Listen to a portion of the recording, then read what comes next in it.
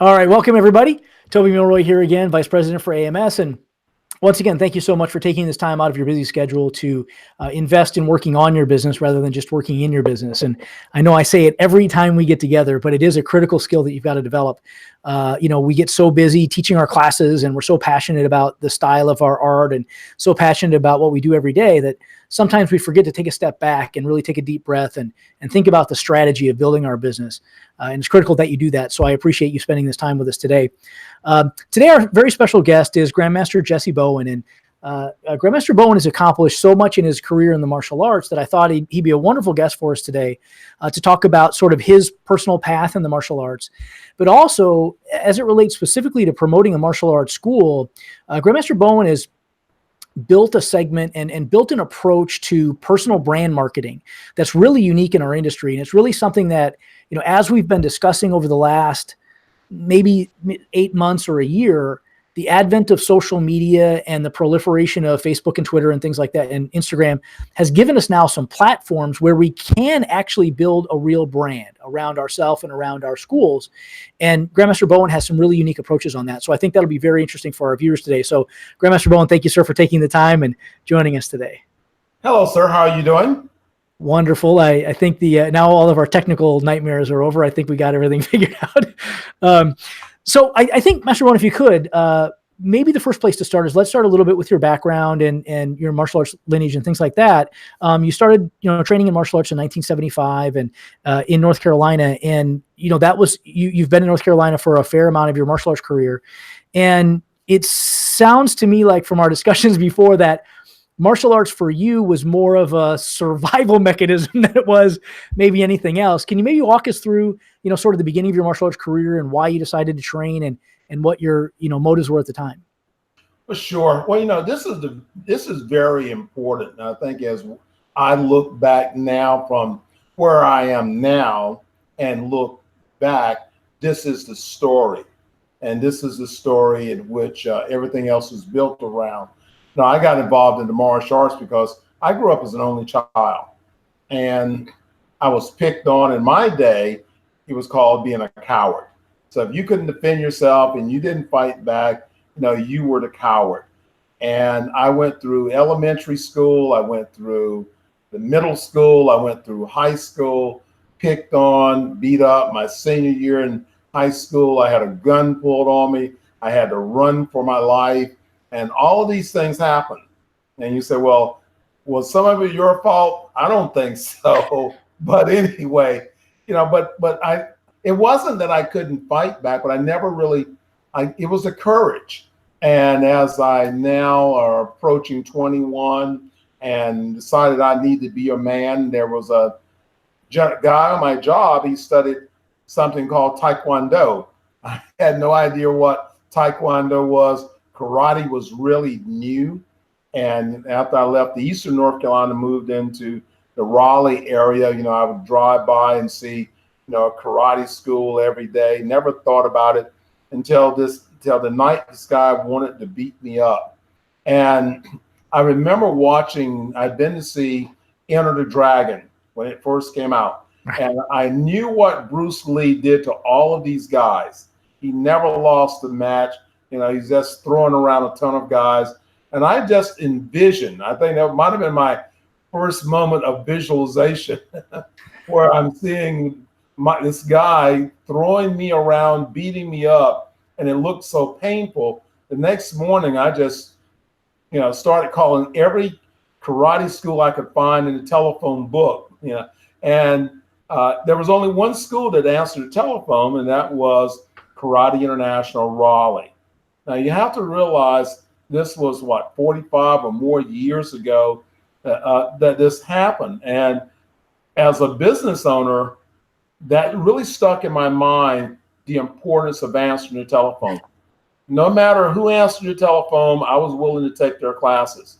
But fortunately, there was only one school that answered the telephone, and that was my lifeline to help me improve, to help me improve my life and to start me on this path. And when I started in the martial arts, becoming an instructor, becoming a master, grandmaster, owning a school, none of these things were things that I was thinking about I only wanted to learn how to defend myself. Yeah, I think answer the phone is I can't tell you how many stories, here at AMS and what we do with Atlas Martial Arts software and websites and all these other things that we do to help school operators. It's still shocking to this day how few phones get answered during the daytime. And if you're in the family market, right, most parents have time to shop, if that's what you want to call it, between like 9 to 11 a.m. and then from about maybe 2 to 4 p.m., something like that.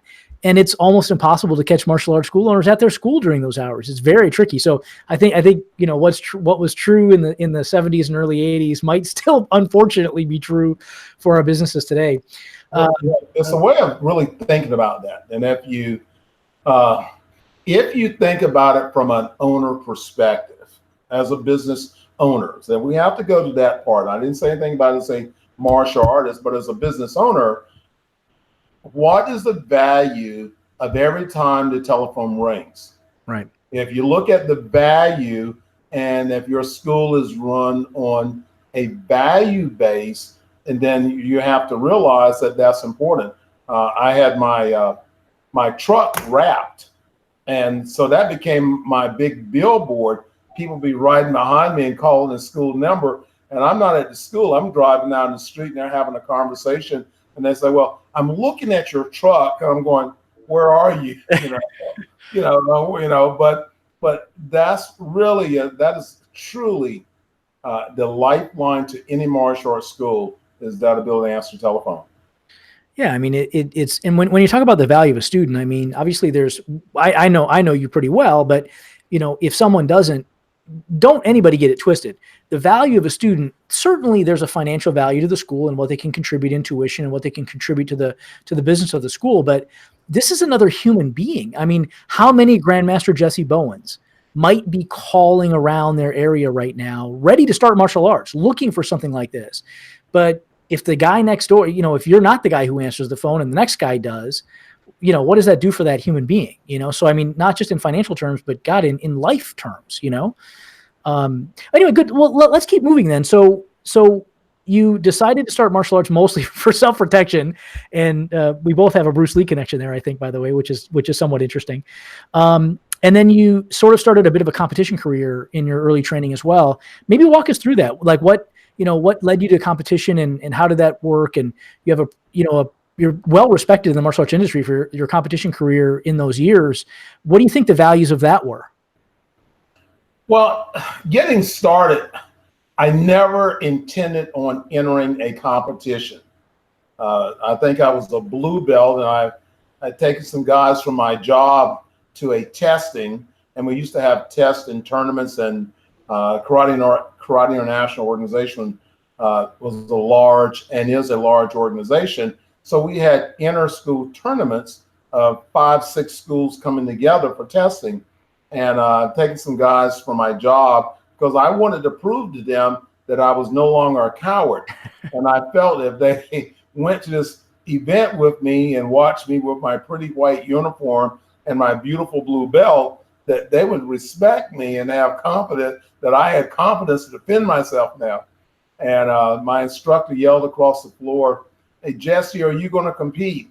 And I yelled back, I said, "No." And by that time, my teacher that I actually spent the last 40 years with was walking in front of me. You have to sort of visualize he's passing as I'm yelling no in his ear. He turns and looked at me. He says, "Where are you from?" I said, "Raleigh, sir." He says, "Pay your money and fight." So that's how I got involved in my first karate tournament. And for about a year, I lost every event, and that was 6 or 7 events, and I lost every time. I think I scored on someone once, and I think I was running away, and I hit them with my hand, and they gave me a point or something. And then all of a sudden, the click for me as a competitor was at purple belt. I failed my green belt going into purple belt, and I really felt that the black belts, they didn't like me. I was teaching at green belt. I started teaching full time as an assistant instructor at green belt. and I felt that they were holding that against me. They didn't like me. I had all these reasons why I failed my test. And I was putting my stuff in my 1976 Monte Carlo, and I was going to drive off at the sunset, and I was going to quit. I was never coming back again. That was it. I was never coming back again to the school. And one of the young ladies I've been teaching, she came to me and she says, well, you're supposed to be teaching us, so if we fail our test, we should quit. I turned and I looked at her. I said, no. I got my stuff. I guess I got angry enough, took my stuff out of my car, went back in, and I won my first place trophy. I slept with the trophy.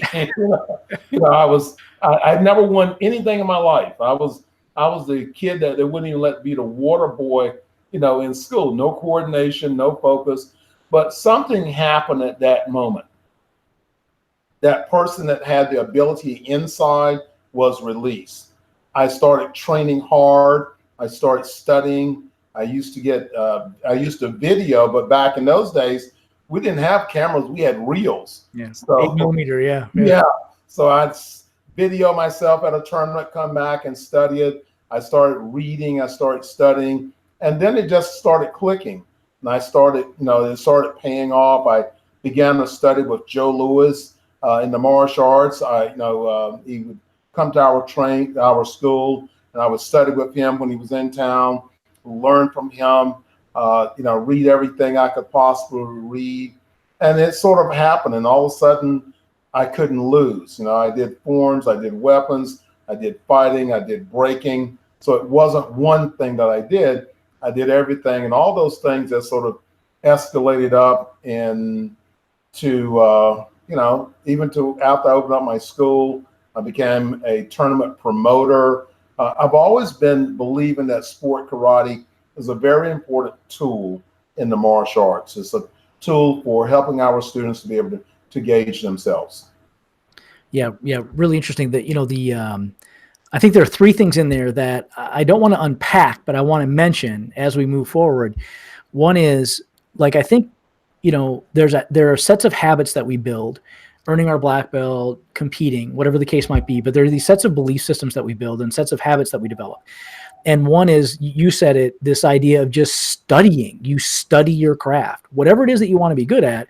It doesn't just happen by osmosis, right? You've got to practice, man. You got to study. You have to really want to know every single thing about this topic, whatever it might be. Second was what I thought was interesting is, you're watching your game films, right? You're filming what you're doing on 8mm. And very interestingly, my father did the same thing for me, totally unintentionally, totally just because he, wanted to be the proud papa kind of thing, and used to have the 8mm reel to reel. And again, totally unintentionally, in the evening after the tournament, we'd go watch the film. And unbeknownst to me, I was watching the mistakes I was making and learning to fix them, right? Plus, I could see the other competitors, and I thought that was pretty interesting. And then the third thing I think that you mentioned was, training with Joe Louis. I mean, God forbid, right? I mean, when you take these three things, when you take being self-analytical, watching video, things like that, when you take, deeply studying your craft, and then now you surround yourself with some of the best, in this case, that have ever lived, right? But some of the best in that field, this is the formula for success, right? This is the formula for lighting the world on fire, right? But the key thing was, I didn't realize who he was. Right. I mean, I knew he was a guy that was pretty tough, came to the school, come over here, let me show you something. Okay, kick the bag. No, don't kick it like that. Load your leg like this, kick it like this. And even when I opened up my school, when I realized exactly who I'd had the opportunity to train with, I kept, bring them into my school and to be able to learn. But that's the thing of, I look at my life, it's the journey of people that you meet that have the ability to open the door and do things for you. And this is what, as martial artists, from my teacher to Joe Louis to all the other people I've had that pleasure of learning from, to study under. And again, my whole principle, I'm a student. We're having this conversation. I'm learning from you as we're doing things together. So it's really important to be the student. Yeah, I totally agree. You'll be the average of the 5 people you spend the most time with. And my God, if you're ever the smartest guy in the room, you're in the wrong damn room, right? That's right. I agree 100%. Oh my God, yeah. So let's you mentioned the school in the that you opened in the 80s. So let's transition there. You opened your school in 1980, founding Karate International of Durham, and then around that time, there's also this American Martial Arts Association that offered this sort of business degree, right, in martial arts management. Can you walk me through that? That was the first one of these that was really around, right? Can you walk me through what that looked like and what the objectives were and what you took away from that? Well, you have to sort of, realize that as a student coming up and as we have in leadership and we're trying to grow our martial arts business and get our students connected, that they may want to open up, martial arts schools. Well, I never wanted to open up a martial arts school. I had a great job. I was a general machinist for Rockwell International. I had a great job. I had 2 recreational programs that I ran for the organization. And I didn't really want to open up a school. I'm competing. I'm having a great time. And what really motivated me, I was in a meeting and I remember we had just changed, my teacher had just, Sensei Jan Wollendorf, who was the founder, had just brought in a new manager to add into their training programs because they were selling, one of the first schools in North Carolina to start doing contracts, memberships. And they came in and they said they had 1 month, they earned $10,000. I'm going, whoa, I'm sitting in the room. Now I'm making $7, maybe possibly $8 an hour. Right. And here they did $10,000 in 1 month in revenue from a martial arts school. I'm starting to think about this. And I'm going, okay. So I decided my teacher had just launched the degree program of martial arts management. And it was a franchise. Before they would sell a franchise, you actually had to go through their business course. And this is what really made the difference with me. Before I opened up my school, I had all this firsthand knowledge about how to run a martial arts school. I understood the business end of it, the sales end of it. So when we opened up the school in Durham, I didn't open up the school in Durham as a karate instructor only. I opened up the school in Durham as a business owner with that knowledge about what it would take to actually run, manage, and operate a martial arts school. So that was my advantage because I was able to balance, from the office to the floor because, I understood the value. I was trained in that value base. My martial arts is solid. My business skill was solid. And like I said, that was August 10th of 1980 that we opened the doors in a bad neighborhood, because even during that time, especially in Durham, North Carolina, because of the martial arts of thinking of some type of new age religion, because of meditation and stuff, it was hard to even lease, good space. So we started in a very bad neighborhood. And when I sold the business a year ago, it's been dramatic change in which that business model has continued to grow. Yeah, you guys were definitely sort of, I don't want to say at the beginning, but at the very beginning sort of generation of really running a professional martial arts school. The Junri Institute, what you guys were doing in Raleigh in North Carolina, and a few other small instances of that where, really you kind of made the decision to treat it as a real business and to build a real business out of it. And there wasn't that much of that at that time. So that must have been, somewhat painful to go through. Well, it really, it was my teachers, Dale Brooks and Jan Wollendorf, were so far in front of the wheel. The wheel is now caught up to where they were at that period of time. But our focus was on teaching good, solid martial arts because during that era, and that was my martial arts competition time, was to prove, we had to prove ourselves as a martial arts school. If somebody may close you down next week, we were in the warrior mentality, really having to defend honor. So my days of competition was not about me. And I tell everyone today, thousands of trophies I've won. And I don't own any of those trophies. Those trophies belong to my teacher, and representing his honor. So it wasn't about me. It wasn't a selfish part about me, but about the growth of our school, that we were an honorable school. Yeah, exactly. Yeah, that, you know, in the school that I started in was very similar. Culture. I started in 1979, so right in that range where, I mean, you took a challenge seriously. I mean, if there was another school in town, I mean, that was a serious, a serious thing. So as you operated the school, expanded that location, trained hundreds of black belts, then sort of applied some of the, the skills, I guess, that one would develop on the way to black belt. We would all hope, right? You sort of applied some of those to human performance in other areas, right? Sort of transitioning these lessons that we learn in the martial arts that we feel are almost like second nature, but that other sports and activities really feel are somewhat revolutionary in those spaces. Walk me through that. You've worked with University of North Carolina, Chapel Hill, sports and athletic departments in several different areas. Can you walk me through how that sort of the genesis of that and what that looked like? Well, we started, I would say, in the early 80s. We had an opportunity to train Brad Daugherty. He's a sports commentator now, but for basketball. Someone brought him in and thought that karate lessons would improve his basketball game. And then from that, we had a call from Carolina, from Dick Crum, who was the football coach at that time at Carolina. And we went over, and not knowing what we were doing, it's like the early days of cardio kickboxing. We had no idea what that really was. But we went over and started to teach them martial arts. We started teaching them kata. We started teaching principles like that. And then we had a chance to come back under Coach Torbush and several other coaches. But by this time, we had an understanding, because we understood what they wanted. And Jeff Madden, who was a strength and conditioning coach at Carolina, his kids were my black belts. And we started to develop and, a lot of the Wing Chun movement, and introduce this into their training program. We started to introduce Sanshin breathing into their training program.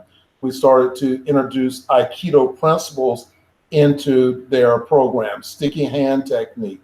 We started to introduce all of these things in. And by this time, I was already a student of a program called Silva Method.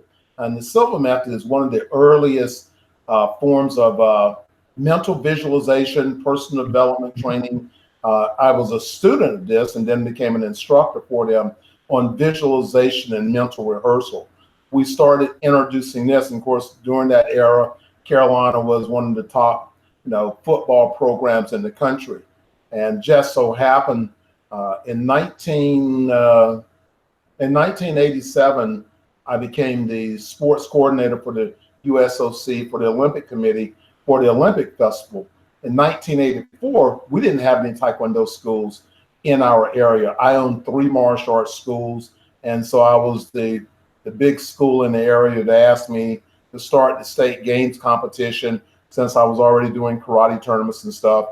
And we did. At the end of that, Duke University approached me and asked me would I consider being the martial arts instructor for the University for Physical Education.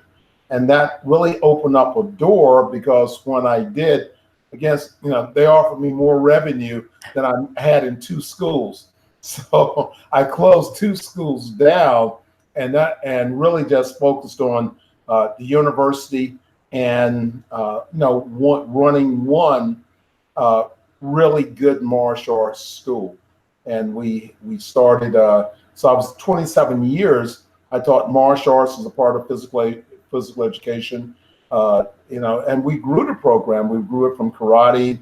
We did Aikido. We did judo. When I retired from the program, we were teaching physical fitness, kickboxing. We had MMA classes. We had the karate classes and the Taekwondo classes. We had Aikido classes. So I had about 7 classes. I was the bowling instructor for the university. So I had about 7 classes that I was actually teaching under physical education at Duke University. Yeah, I want to go to that next. In fact, so you sort of have this relationship with universities, and you've provided these programs for several different sports.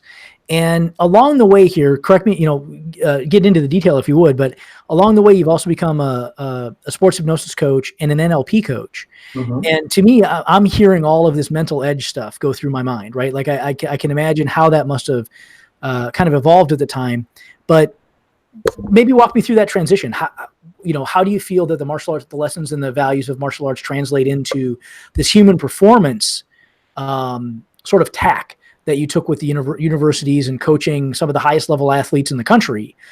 Maybe how does all that roll together, and how do you feel that they benefited from that?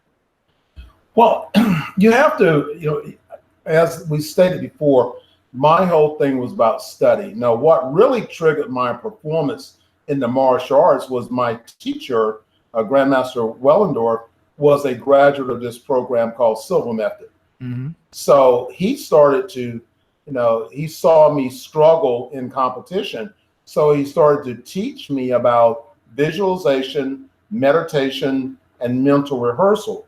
I bought the book, and that's sort of how I got started, was reading about that.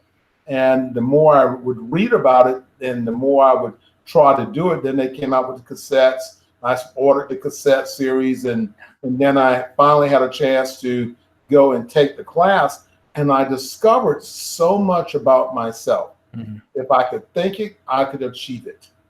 And this is the thing when someone says, what makes the difference in what you've done and then other people? I would say that it's the mental thing. I see it happen before it happens. But being able to, I began that study discovering myself, and then into that phase of understanding that the deep interlock that individuals have is so deep within themselves. And that's the reason why I began the study of hypnosis, and especially in sports hypnosis, is to help the individual to be able to unlock themselves or to break through. And what we do, we suppress some things in our lives at a very deep stage. Someone that's an alcoholic or a drug user, or someone that has a lot of that's been abused, that information is trapped within them, and there's no way to get it out. So they use violence to get it out. They use drugs to get it out. They pay a lot of money to a therapist to get it out. And so what I'm trying to do is to help you to go inside and very carefully unlock Pandora's box, because in there's a lot of stuff, and you have to be aware of what's coming out, because you can get some demons coming out of there. So that's sort of what I've done. But being able to I used this training to become a professional bowler. I won 40 amateur titles before I turned pro on the PBA tour. Had an accident. I was in a car accident, prohibited me from really getting and doing what I wanted to do. And so I started to coach one of the local schools in visualization for bowling. They won the first CIAA championship. My daughter actually went there on a scholarship on their bowling team. That's how the universe sort of is. It's sort of connecting. And from that, I had a vision. I call it God speaking to me. Said that you should create this here and try to sell it. So I created a CD on badly recorded CD on my computer, ran an ad in a magazine, and started selling the CDs as orders were coming in. And the product became one of the largest selling CDs for bowlers for mental rehearsal training. We coached several of the guys. One of the guys, Billy Oatman, became PBA Rookie of the Year in doing this. So, it's really, but my martial arts, I was doing martial arts while I was bowling, because of my study of Aikido. It was all about balance and focus. So in bowling, it's about balance and focusing, but again, to study and understand the game, and being able to understand the game. And one of the key things that I guess we really need to mention is about goal setting. Mm-hmm. I had 3 goals when I made black belt. One was to achieve 2nd degree black belt. Second goal was to open up my own martial arts school. And the third goal was to win the Battle of Atlanta. And I did not win the Battle of Atlanta, but something better this past year, I received the Joe Louis Eternal Warrior Award. That's better than winning the Battle of Atlanta. So I look at all the goals that I've set, on that level have been accomplished. Yeah, the battle's a trip. Yeah, and actually that sort of dovetails in.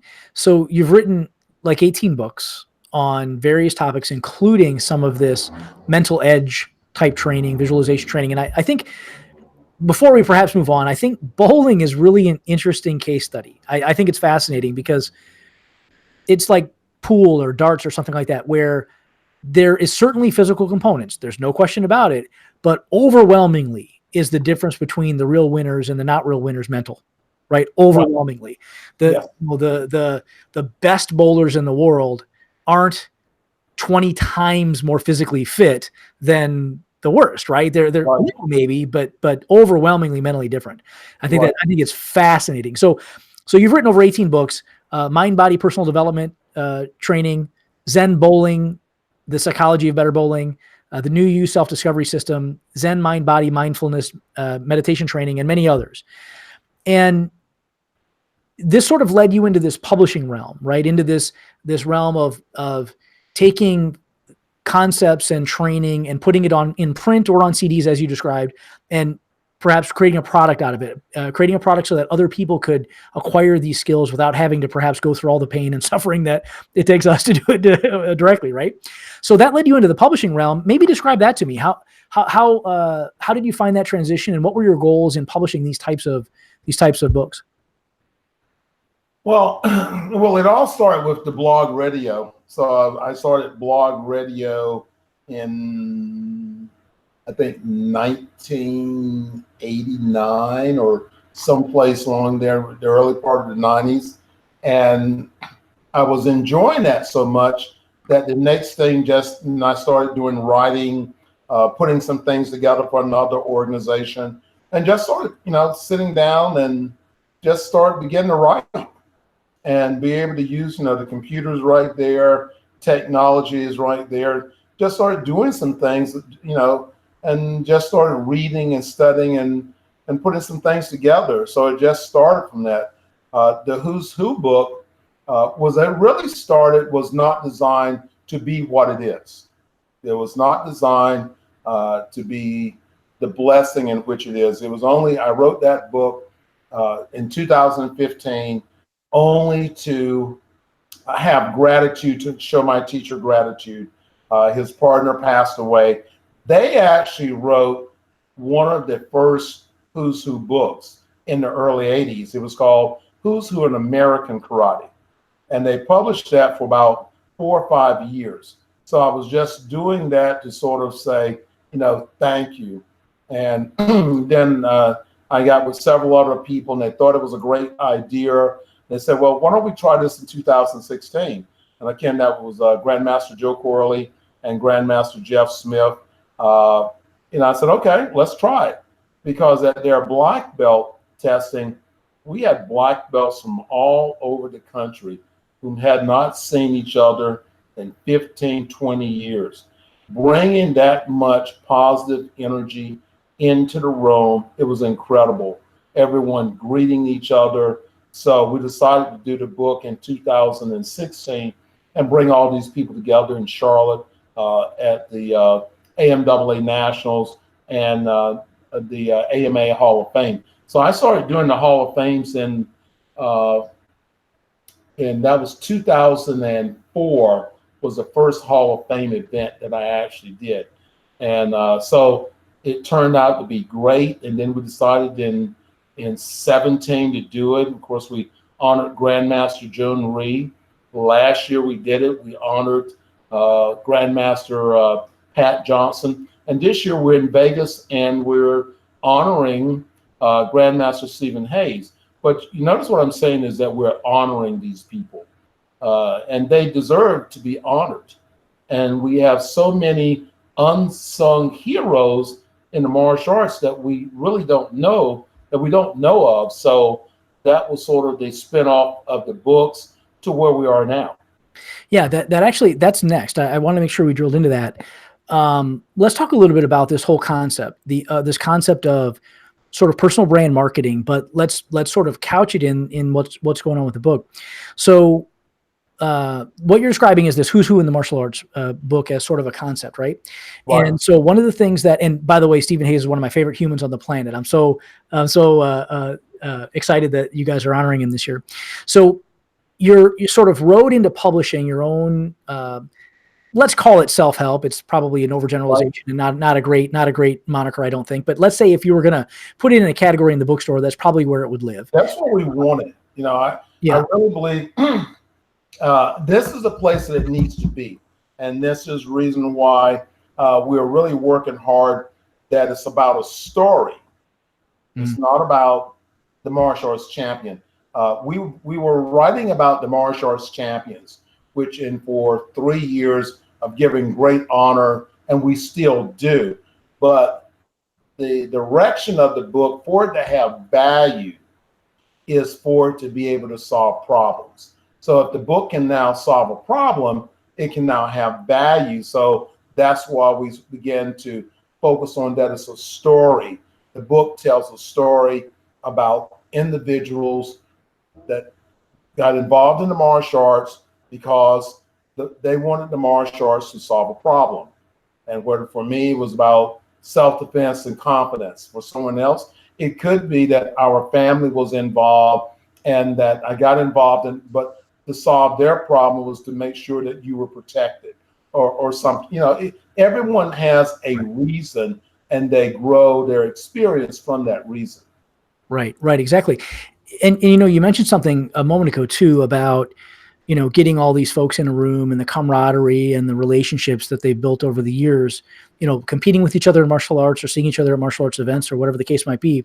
I think let me add another piece of this for our viewers. If we look back at certainly yours and I certainly mine as well, you know, career in the martial arts, one of the things that was like a staple in my personal martial arts journey was, you know, the Black Belt magazine subscription or the before Taekwondo Times, but you know, Taekwondo Times or Ninja or whatever the case was. We had these publications that would come to our door and would tell us before the internet. We didn't know what was happening in New York City. I was from Iowa. I'm from a little town in the middle of nowhere. So I didn't know what was going on in New York or New Jersey or California or Florida. And that was sort of the media, that magazine, that periodical piece of media was the way I met Jeff Smith and Stephen Hayes and, you know, the folks that Bill Wallace, the folks who were, you know, the best at the thing I wanted to be good at. Without that piece of media, none of it ever would have happened, right? It never would. We wouldn't have had a tool like that. So what you're doing with the other books and things that you've developed with Psychology of Winning and things like that, it's been able to help many, many, many thousands of people who you may not have been able to touch otherwise. And now with Who's Who in the Martial Arts, what you're trying to accomplish is folks who perhaps haven't had their story told. They now have the opportunity and the ability to sort of be next to their martial arts heroes, nominate their martial arts heroes for recognition that they may not have received otherwise. And this could be a great public relations tool for them, right? So that's sort of what one of the missions of Who's Who, right? Sort of to tell their individual stories in a way that is incredibly persuasive. I mean, little old me in Iowa, if I have the opportunity in Florida now, but you know, you get the idea. If I'm, you know, running a martial arts school or I'm a martial artist in, you know, Paducah, Kentucky, and I've just never really had the opportunity to, you know, train with Bill Wallace or whatever the case might be. Now I have the opportunity, frankly, to be like a co-author with Bill Wallace or be featured with Bill Wallace. And that can't do anything but help my level of credibility in my community, right? So maybe you could expand on that. You've got this concept of being included in the book by being nominated by your peers. How does all that process work and what does that look like behind the scenes? Well, what we've tried to really build is that it's a nomination process, and then it's an evaluation process, and then it's an approval process. Right. And someone would ask the question, well, can anyone be in the book? Yes. anyone can be in the book. This book is about a story, so I'm not challenging your credibility. I am challenging your story, but Right. I'm evaluating your credibility because your story, the way you tell your story, and I try to look at every bio that comes in, and I can look at the truth in it because I know that I may be on the top end of achievers. So as I read your story, I begin to see that. But in many cases, individuals are not aware of their story. They're not aware that they have a story. Mhm. And this is the most powerful part of moving you from where you are in the speaking business and the publishing business is that ability for you to realize that you have a story. I mean, and you look at you'll be surprised at the people that are in major mega places because of their story and the way they were able to cultivate their story and create success from that, that self-made person. But the thing that we're trying to focus on, uh, proud to be a martial artist. Mhm. Are you proud to be a martial artist? Do you feel that the martial arts has impacted your life? Well, how do you tell someone else? Because that's in growing a successful school, of course, it's about marketing, but, each instructor is in that classroom and based upon your experience. So if I'm a great teacher and I say, well, I want to help people become better in life. I've got a story, having a story, becoming a certified coach, a life coach. So I just don't look at my martial arts business as a karate school. I look at my school as a leadership Mhm. and self-improvement institution. So I had to go out and now take other courses, the courses in meditation, the courses in NLP, courses in the hypnosis, certified life coach. I had to gather all of these things because as a speaker, why be just a speaker when you can be a life coach? Because it's a part of your marketing branding.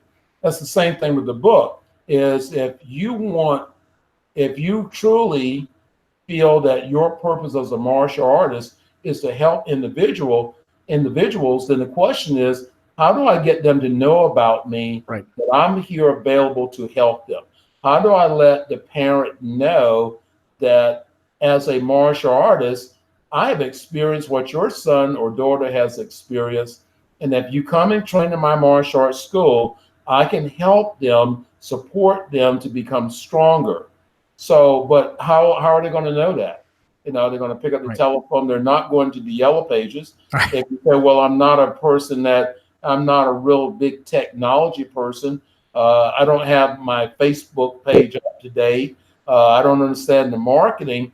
But if someone reads about you in a doctor's office, and that's what we're trying to do. I'm not really, I don't know if martial artists are into buying this book or not. That's not the big place. I want them to buy, but I want the non-martial artists to read my book.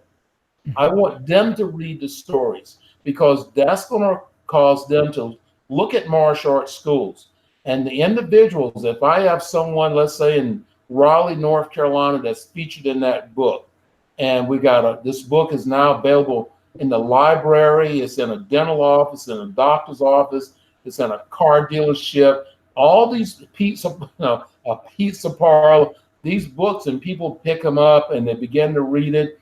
I have now signed the book, and not me as in that instructor, and I put in there, thank you for reading my bio. Come to my martial arts school. I'm going to give you a free week of martial arts.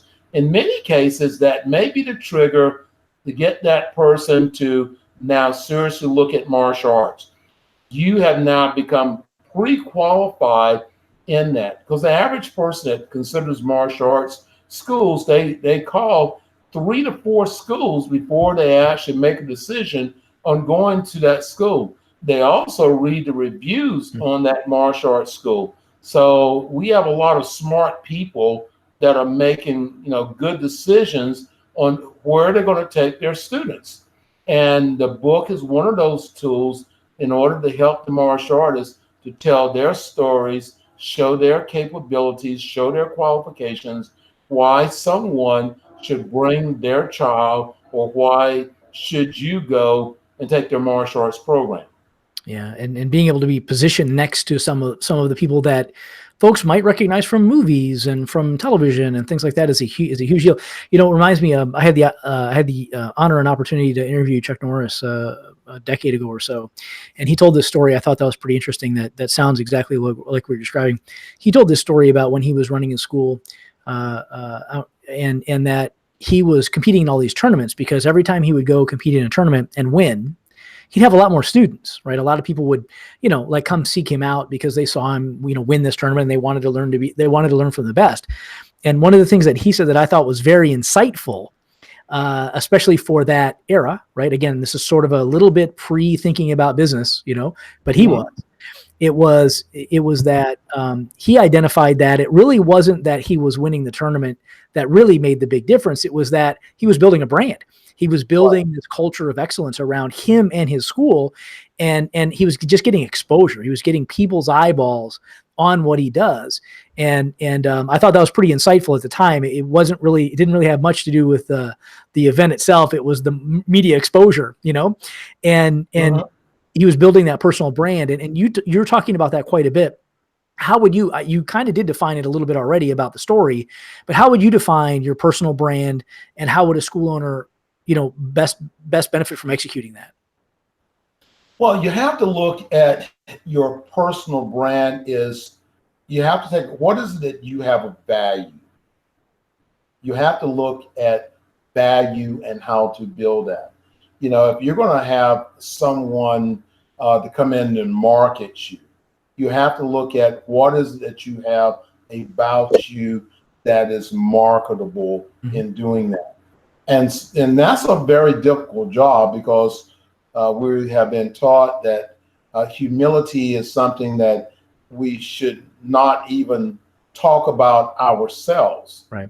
But as a consumer is trying to define or find you, you have to let them know who you are as the martial artist. Now, if there's a chain of schools and that school has a good reputation, a great brand, then you go there, you're going to be expecting the same thing. You may not know the instructor, but you know the brand of that martial arts school and what they've done. But you can probably go back and find the founder of that school. And that founder is what is a core base of the brand of his martial arts program, because he's going to show up for the testing and all of that. So when you're thinking about your personal brand, you have to start by asking, what is it about me as that personal value?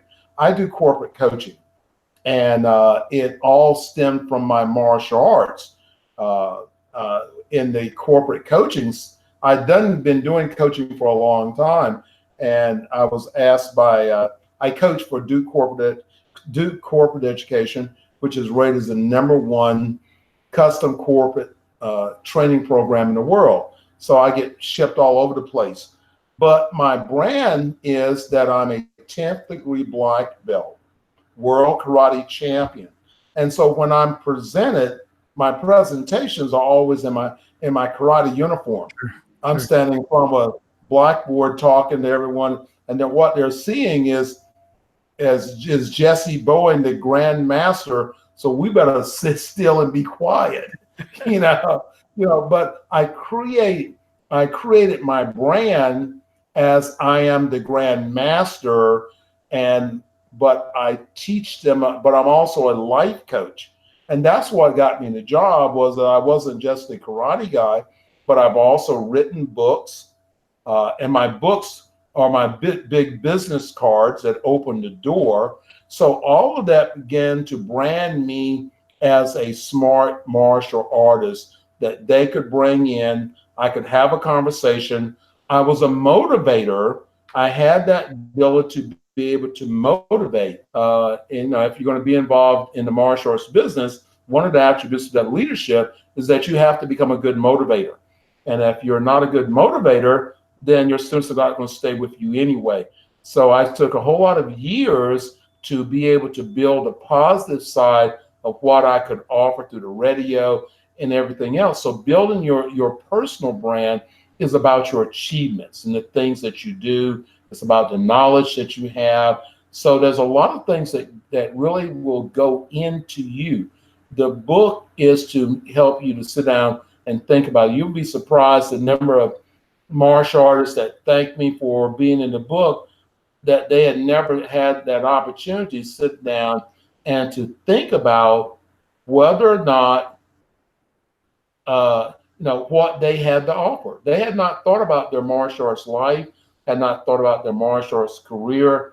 And when they began to write about themselves, they realized all the things that they have of value through their own life experience. Yeah, I think you identified a huge problem too. And it's that, not that humility is bad, but it's the cultural impact of the seeking of humility, or sort of the living of that humble lifestyle. Totally. I'm, forever a student, but I got to tell you, you said it. If you're not out there promoting yourself, if you're not the biggest advocate for your program, if you're not the mouthpiece, who is? I mean, your students are going to help you, but you've got to be, a product of the product, as they say, right? Mm-hmm. If you're not the one who's, leading the charge. I mean, look, I just had a meeting this morning, a teleconference this morning, and one of the parts of the premise was you are the CEO of your martial arts corporation, your business. And if Steve Jobs isn't out there kicking the bushes, if he's not out there being the face of Apple, who is? If Bill Gates wasn't out there making everybody, learn the word and remember the word Microsoft, nobody else would have done it. So that's got to be your role. I think you're exactly right. And nothing, believe me, sir, you don't have to believe me, but everybody else, believe me, nothing. There is not any one thing in this world that is a better credibility tool, or that lends more to people's perception of your credibility, than a book, right? Being an author of a book or being a contributor in a book. Even with blogs and all the things that we do online, these are all great tools and resources for us. Don't get me wrong, but there's still a gravitas to being a contributing author in a book that isn't like anything else. The ability to sit in front of Barnes & Noble and do a book signing. I mean, this isn't something that you can replicate with other tools. It's something that's really exceptional, and something I've done a lot with our schools and our coaching clients and things like that. So I really think this is a very valuable, tool to be able to help with. If I could ask you to, sir, if you could walk me through some logistics, let me pop over here to the website real fast. Okay. If I go to share, if I go to who's who in the martialarts.com, mm-hmm. This is sort of where you're describing how the nomination process works, how you can nominate your martial arts hero, or that, your students or colleagues can help nominate you for inclusion in the book, things like that. And there is a vetting process and all of that. And time is short. So anybody watching this is something that you really do need to take action on pretty quickly if this is something that you think is it would be valuable to you. And I would submit that is valuable for any martial arts school operator. But walk me through the site here a little bit. Where do I find the nomination section, and how does that all work, and all the details about the event, if you wouldn't mind? Sure. Scroll down to the bottom of the page. Oh, so I'm here. Who's who in the martialarts.com. Right. And that nomination form is literally on that page. Right. Mm-hmm. Okay. So where the process starts. It's simple, of just going there and putting that person's name in. We ask you several questions about that you to provide for us. And then once you submit that, it's an automatic process that the person receives a nomination letter. And you also receive a thank you letter for nominating that particular person. And once they're nominated, they're taken to a questionnaire form. Mm-hmm. And we have designed a questionnaire form to help the person to take away all of the, I don't know how to do this. Sure. And all you have to do is just basically is to just answer the questions on the questionnaire form. And so basically the questionnaire form is the key to, there's only two key things that I really want to know for the story, then everything else. And the first one is, why did you get involved in the martial arts? Mm-hmm. That is the story right there. That's the first part of the story. The second part of the story is, how has the martial arts impacted your life? That's part number two. Those are the two key parts of, that's sort of difficult. And I've actually sent bios back to people because they couldn't answer that. And they decided not to resubmit. But, you really have to be able to answer that. That's important to you. Why did you get in your martial arts study, and how has the martial arts impacted your life? And what does that actually mean? Well, impacting your life. Well, if I wasn't doing martial arts, what would I be doing now? What would I actually be doing? I know from my perspective, as a business owner, I have no idea what I would have been doing, in my life, if it had not been having a great teacher. Now, I say this also, that not meant to be a negative, but martial arts doesn't do anything for you. It's really the martial artist. That teacher is the one that builds, represents their organization, represents their styles of martial arts, is the teacher and their knowledge and their skill. Yeah. And, when someone comes in, they, call my school and says, do you teach Taekwondo? Sure, I do. Do you teach Kung Fu? Sure, I do. Because I realize that they don't really know what they're asking for. Right. They've been given a brand, a name, and depending on who was what, but they don't know me, the teacher. But if I can get you to come in and to demonstrate what it is that we do, and how that, my school is not I say was because I sold it a year ago, but it wasn't a karate school. It was a leadership academy. Right. It's a leadership academy that we're helping people. But yeah, and over there on the right-hand side is a little telephone. They can actually call anyone that has some issues. You can just click that button and make a call to me. And I answer that phone. As we start off with the story, my telephone always stays with me. Now my voicemail's a little full. I got to work on that. But I'm always trying to answer the telephone. Right. So okay. So exactly. So the process is pretty simple. The concept is this: you are either nominating a martial arts hero of yours, perhaps your instructor, perhaps a fellow competitor, perhaps somebody who you feel could deserve some recognition that maybe they haven't received yet, and or someone can do that for you as well. And then you're basically presented with, like you said, like a survey form, and it's very easy to sort of fill out, and you just answer a few questions and type in a paragraph or two about your individual story. And then that's all vetted and analyzed for inclusion in the book. And if you and your team feel like this is a story that's, compelling and it's really worth telling, and it helps to further the objectives of you and your martial arts school, then you could be included in the book. And again, this year, the sort of cover is, honoring Grandmaster Anshu Stephen Hayes, and again, one of my favorite human beings on the planet. So that's certainly a reason to want to be included if there needs to be one. But again, this sort of positions you next to some of the greatest martial artists in history and their stories.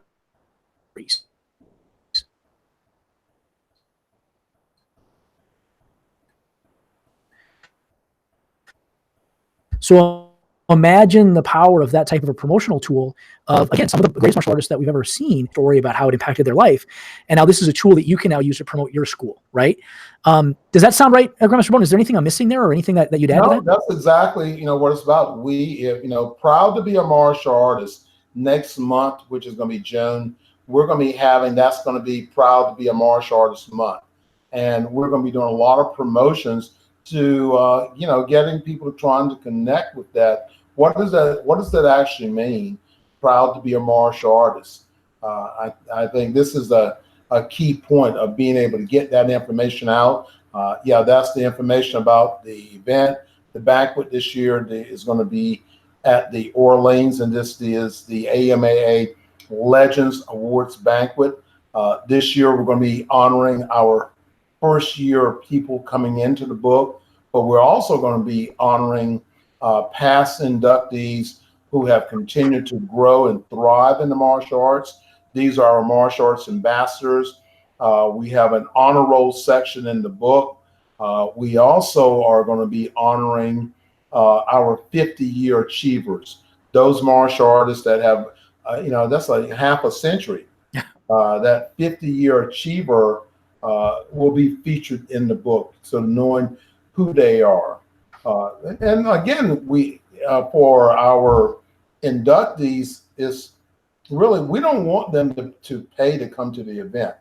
And a lot of times we hear, well, I don't want to buy an award. We're not selling an award because we're not proclaiming ourselves to be an awards organization.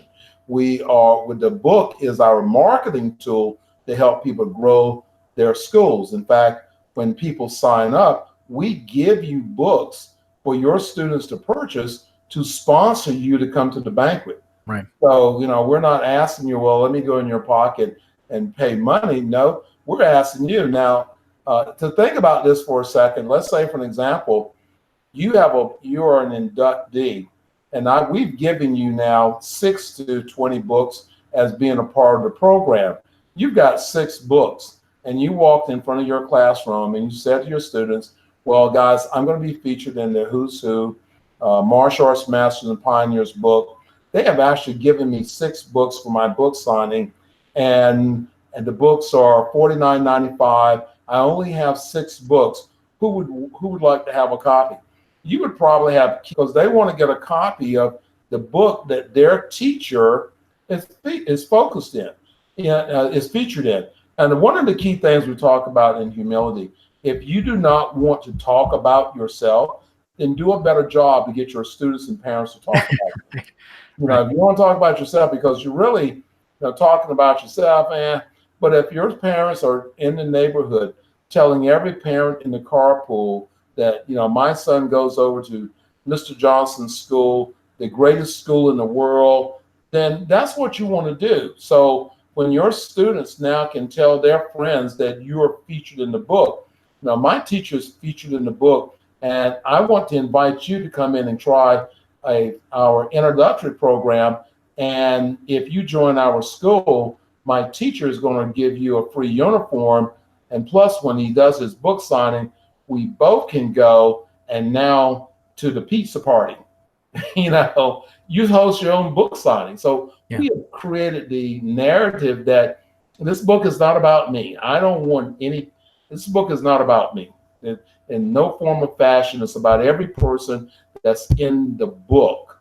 And so that person joins your school, and that person, let's say, for example, your fees are $100 a month. So that's $1,200. You've got 10 books out.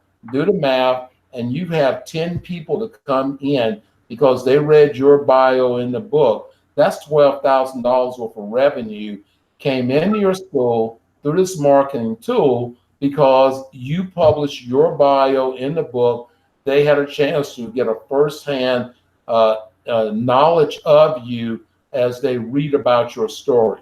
So, that's pretty powerful when it comes down to someone making a decision whether or not they want you to be their martial arts instructor or not. Yeah, I think it's a brilliant, credibility tool. Again, there's just nothing better. In media today, there's still such a gravitas and a respect for authors and people who are featured in books. So let's kind of walk through the logistics in one final time here. So who's who in the martialarts.com. And then if you go to the Legends Award Banquet, that's the information about that evening. So those who were included in the book, those who are nominated and are included as well, are invited to this event. This event is in the evening. I think it starts at 5 or 6 o'clock on that Saturday. It's June 29th. Where is it? Mm-hmm. June 29th is here. Saturday, June 29th in Las Vegas at the Orleans Hotel, right off the Strip. So you stay it's literally like one block behind the Bellagio. So you get Strip access without having to pay Bellagio prices. It's a lovely dinner, a lovely event where people are presented with their awards and things like that. It's a fantastic event. And in addition to that, we've talked about, with the generosity of our sponsors and the people who are helping to facilitate the event, we're actually, AMS and myself and a couple of the team members here at AMS headquarters are sponsoring a little business seminar the day that morning and afternoon. So you can fly in on Friday, the 28th, and on Saturday morning, we'll spend 4 or 5 hours together working on some fundamental business processes in your martial arts school, some marketing, some online and social marketing tactics, some community marketing tactics, and many more. And then that evening you can stay, for the banquet as well. And the great news on our event, on our little business seminar, is that because of, Grandmaster Bowen and the generosity of the sponsors at this event, you can come to our event absolutely tuition free. That's all paid for because of the hosts. So it's a great opportunity to sort of, kind of kill two birds with one stone, I guess, if you want to put it that way. But it's really about building your school and building your personal brand. So I think that's a huge sort of takeaway from today's time. Chuck Norris didn't go to those tournaments for his own ego, right? I mean, he went because, every time he went and won a new tournament, he'd have a lot more students back in his school. Of course, he loved to do it. Of course he did. But it was a very useful promotional tool. And I'm not sure if we've seen many martial artists as better self-promoters than Chuck Norris in our time. So, I mean, what a fantastic, model to follow. And again, I think being included in a book like this is really, unparalleled in its ability to create credibility in the marketplace. So any other pieces on that you might describe? And by the way, this thing is weighs a ton. This is last year's version. It's like 328 pages, hardbound. I mean, this is really something that if somebody, picked up at a bookstore or picked up at your book signing at your school, it's really something that's going to look great on the bookshelf. It's a very high perceived value. It's not like a thin little paperback that's 20 pages. This is like a legitimate thing. And I think it really does a great job of telling the story of, it will do a great job of telling the story of the value of martial arts, certainly for your students to anchor them into what you're doing. But I think a really good tool for prospects to get them to be thinking about the martial arts and about you and your school specifically. Anything else you'd add to the book process or any of that other stuff before we? Well, I think it's really. I think we've covered a great deal, and anyone can feel free to give me a call and ask me any questions. And the other thing is that you're not just getting the book, because the AMAA, we are, as that's what makes our partnership and the things we're doing so great, is that for your organization. And what our organization, we're trying to help people get better. So we're actually offering coaching, looking forward to working with your organization. We have several other coaches we're bringing in, not only about the business, but, we discovered, and my teacher discovered, that some of the problems in the martial arts really stem from when a student now leaves their instructor and they don't have any place to go. Mm-hmm. What's next? Yeah. They're working out on their own. They're making it up. They're thinking about it. They're creating something totally different. So we're actually have technical coaches that you can now go to that can help you to continue your development. If it was, a karate system or style or taekwondo system style, someone that can help you. Dana Abbott, Grandmaster Hayes, MMA classes. So we have it on online training, because online training is pretty huge. But what I talked a lot about the mental aspect, and we're also going to be releasing my mindfulness course. And, I'm doing some articles for you guys, because before you can begin to fix someone, they have to be ready to be fixed. Yeah. They have to be able to solve that. When we now integrate mindfulness meditation into the martial arts program, in not just having to do meditation, but have a course that has an outcome to it. And that's what we've done. We already have out Zen Mind Body mindfulness meditation. So the new book is called Zen Mind Body Meditation for Martial Artists. And this program is for your students to learn how to do meditation. Your students to do it on their own, or for them to be able to come into your program. This now can be another standalone program in your martial arts schools. and another way to keep parents coming into your classes. Because I've found that in many cases, it's not, kids don't quit. Yeah, exactly. In many cases, it's parents that quit. So not only you're trying to keep the kid motivated, but you have to do things to keep the parents motivated to continue to come in and to continue to spend money. So that's going to be our big push going into 2020, is the mindfulness part of education. Yeah, it's so huge too, that it's such a, I don't want to say it's a big trend, but certainly in education, both public and private, one of the challenges that, God, we all know the benefits of meditation. We all do, just because it kind of comes natively with martial arts at some level. But I mean, I'm here to tell you, as you well know, a lot of the stuff that you mentioned today, that you had been exposed to and studying through your career in the sort of mental arts, reminds me exactly of all the stuff that I was studying in the NLP realm, and Tony Robbins, Bandler and Grinder and all this stuff. And one of the core kind of components that you have to get really good at is being thoughtful about why you believe what you believe, right? Why do you think what you think? Why do you, feel the way you feel? And why do you act the way you act? And that sort of self analysis is a huge component of meditation that if we can empower children with that stuff today, if you look at most of the most highly compensated performance coaches in the planet, right? Even if you go all the way down to like Tim Ferriss, or the folks who were in those arenas, Tony, of course, Tony, and those types. This is probably the largest component of the business, right? The largest component is breaking through the limitations, the self-imposed limitations that we all have, that come from who knows where, from a childhood, from an event, from a trauma, whatever the case might be. So I think that's brilliantly valuable, and I think it'll be really interesting to see how that all evolves. Well, Grandmaster Bowen, thank you so much for the time today. I really appreciate it. I think we've covered a lot of ground and answered a lot of questions. For anybody who's listening or anybody who's watching, who's who in the martialarts.com. Remember, that's the URL for the information about the book, how to be included, the nomination process, all of that stuff, and also the event, that award ceremony that evening. And then mamanagementsummit.com, that's the business event that we're doing in the daytime before Grandmaster Bowen's dinner and event there. I think there's probably three things I'd mention before we sign off. One is something that we mentioned earlier, Grandmaster Bowen, is surrounding yourself with the best of the best. And this is the type of event where, Bill Wallace, Steve Hayes, Jeff Smith, yourself, Cindy Rothrock, some of the most successful martial arts competitors are in the world are going to be there. How can you not want to be in that room, right? How can you not want to be surrounded by some of the best people in your field, right? And I hope that we can help contribute to that in some little way.